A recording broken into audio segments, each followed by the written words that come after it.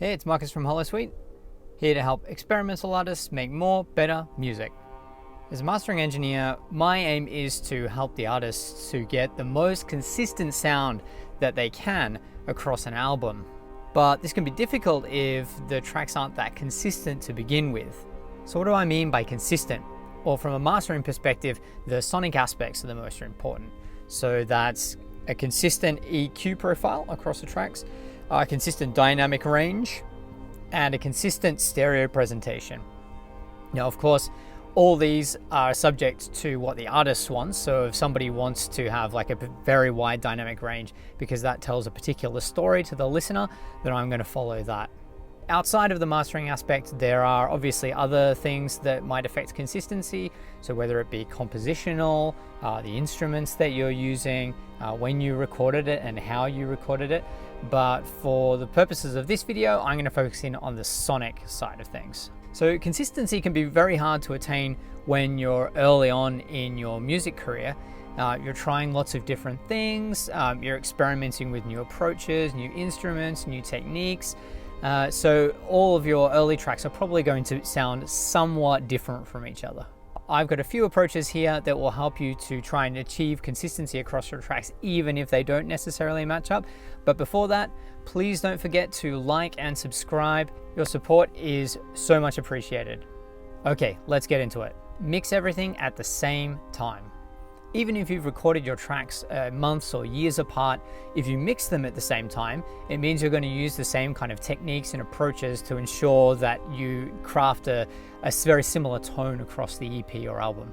One trick that I like to use is to grab all the multi-tracks for all of the songs that I'm going to put in my EP or album, put them into one giant project, line them all up, and that way I can flick back and forth between them quite quickly to make sure that I'm getting a consistent sound across all the tracks.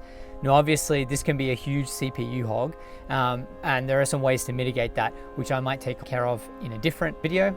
But the basic idea is to have some way for all of your tracks to be in the same spot so that you can very quickly listen back and forth, which will make it much easier to decide whether you're getting a sound that's similar across everything.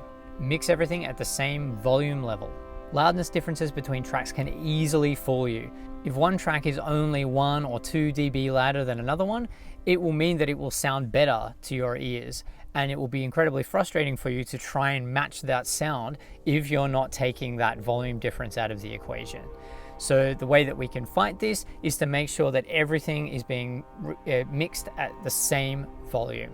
If you're working on monitor speakers, the easiest way to do this is with an SPL meter. Now this could be a physical one, or the easiest thing to do if you don't have one is to grab a free app.